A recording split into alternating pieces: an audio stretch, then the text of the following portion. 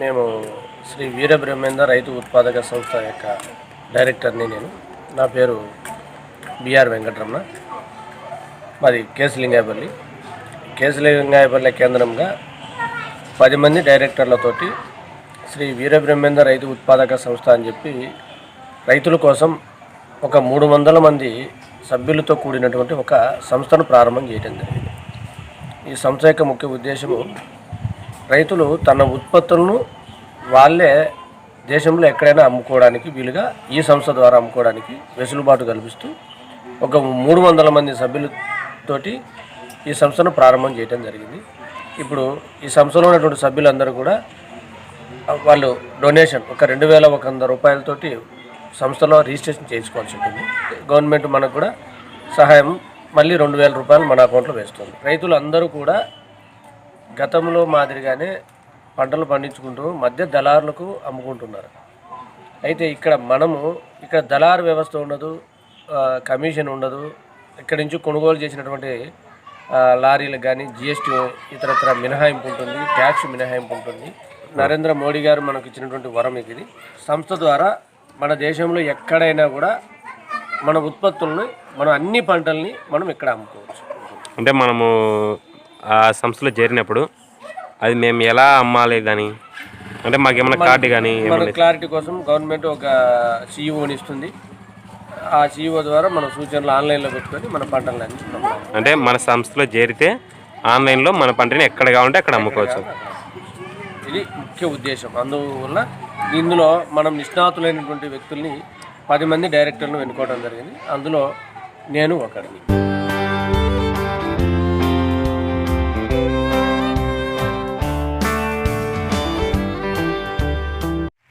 Hi friends, welcome back to అలా మా ఊర్లో. ఈ వ్లాగ్ ఏంటంటే మా విలేజ్లో ఫార్మర్స్ మీటింగ్ జరుగుతుంది. సో దానికి దాదాపు 300 మంది హాజరవుతారు. నాకు కూడా తెలియదు ఆ మీటింగ్లో ఏం చెప్తారా అనేసి. నాకు తెలిసింది ఒకటే, అది ఫార్మర్స్ మీటింగ్ అని. సో చూద్దాం ఆ మీటింగ్ వల్ల నేనెంత నేర్చుకుంటానో. సో మీరు రైతులైతే ఖచ్చితంగా ఈ వీడియోని లాస్ట్ వరకు చూడండి, ఎందుకంటే ఇది మీకోసమే వీడియో చేసేది. ఇప్పుడైతే నేను అక్కడికి వెళ్ళి మొత్తం కవర్ చేస్తా.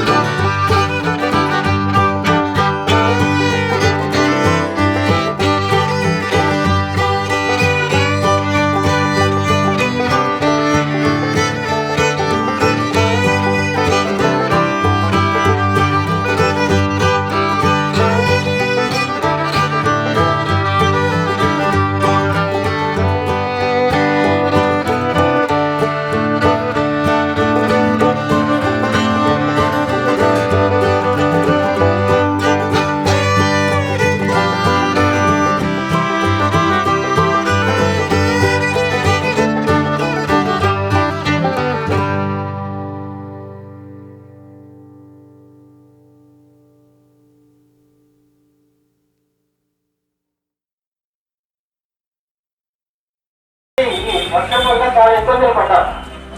కానీ దీనివల్ల ఆర్థికంగా స్థితికి వ్యవసాయం మీదనే ఆధారపడితే రైతు ఎప్పుడు కూడా ఆర్థికంగా ఎదగలేడు.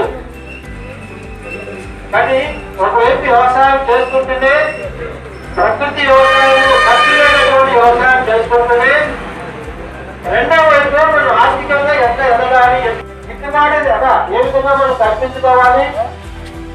ఇతర పారిశ్రామికవేత్తలైతే వాళ్ళు ఏం చేస్తున్నారు, వాళ్ళు ఉత్పత్తి చేసినటువంటి వస్తువుకు వాళ్ళే జాగ్రత్త ఇచ్చి వాళ్ళే అమ్ముకుంటున్నారు. కానీ రైతులు మాత్రము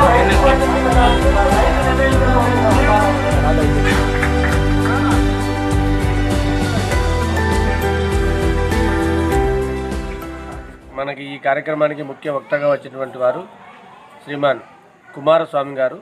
ఈయన దేశం మొత్తంలో పర్యటన చేస్తూ కార్యకారిణిగా సభ్యులుగా ఉన్నటువంటి కుమారస్వామి గారి స్పీచ్ను చివరి వరకు రైతులందరూ కూడా విని ఈ యొక్క కార్యక్రమం యొక్క స్వరూపాన్ని తెలుసుకోగలరని చెప్పి కోరుకుంటున్నాను. ఈ రోజు దేశంలో ఆత్మహత్యలు చేసుకున్న వాళ్ళు ఉంటున్నారు అంటే అది కేవలం రైతులు మాత్రమే. ఆ రోజుకి ఈ రోజుకి ఏమైంది? ఆ రోజు రైతు రాజు, ఈ రోజు రైతు రాజు కాదు. మళ్ళీ రైతు రాజుగా పెట్టాలి.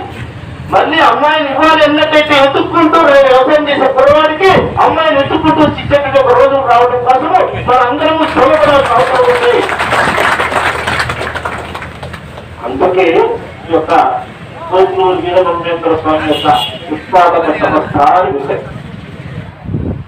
ఇలాంటి మీటింగ్ లో కూర్చోవడం కారణంగా, వీళ్ళు చెప్పినటువంటి వినడం కారణంగా నా ధాన్యానికి అందరూ 1000 రూపాయలు అమ్ముకుంటే నేను 1800 రూపాయలు అంటే 800 రూపాయలు ఎక్స్ట్రాగా అమ్ముకుంటున్నాను. గుర్తుపెట్టుకోండి, ఈ మీటింగ్ కారణంగా నేను లాభాన్ని పొందాను.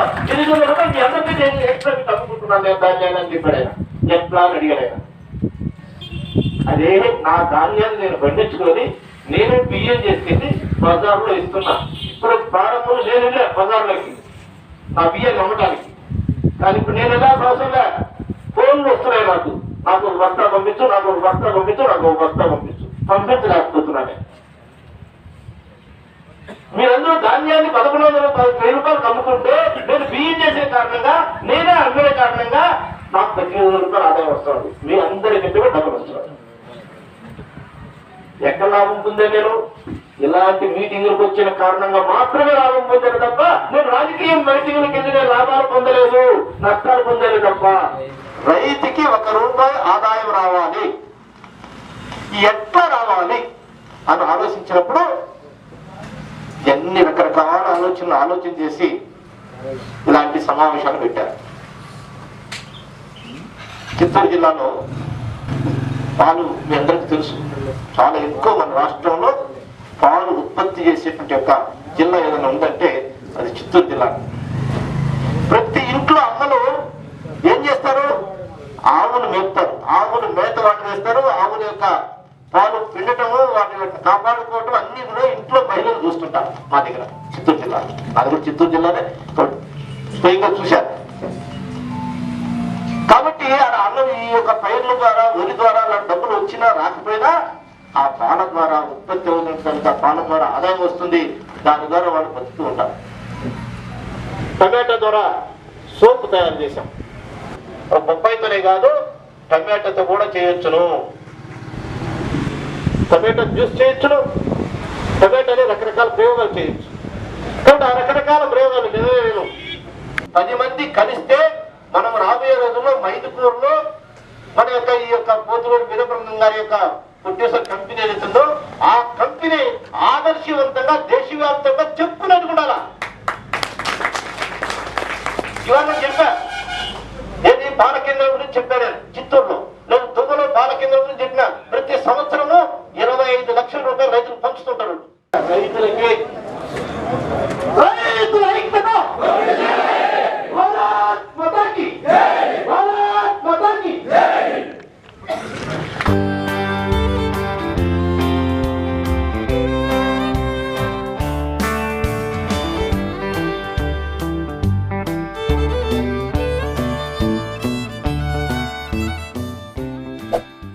ముఖ్య ఉద్దేశం వచ్చేసి మన రైతులు బాగుపడడానికి మాత్రమే ఇది ఈ సంస్థ యొక్క ముఖ్య ఉద్దేశం. మీరు ఎవరన్నా మీరు ఫార్మర్స్ అయినా, మీరు కాకోకనే చూసేటోళ్ళు మీ పక్కన వాళ్ళు బంధువులు కానీ ఎవరైనా కానీ మీ పక్కన వాళ్ళు కానీ ఎవరైనా బంధువులైనా ఈ వీడియో ఖచ్చితంగా షేర్ చేయండి. ఎందుకంటే రైతులకు మంచి ఇన్ఫర్మేషన్ వీడియో. సో మీరు ఎవరైనా జాయిన్ కావాలనే కింద కాంటాక్ట్ నెంబర్ ఇస్తా. మీకు ఏదైనా ఇంకా ఏదైనా డౌట్ ఉన్నాయా ఈ సంస్థ గురించి ఏంటి అదే మీరు తెలుసుకోవాలనుకుంటారు కదా, సో ఆ నెంబర్లకు కాంటాక్ట్ చేయండి. తప్పకుండా వాళ్ళు క్విక్లీ రెస్పాండ్ అవుతారు. నెక్స్ట్ అయితే మంచి వ్లాగ్తో మీ ముందుకు వస్తా. స్టే ట్యూన్ అలా మా ఊర్లో వీడియోస్.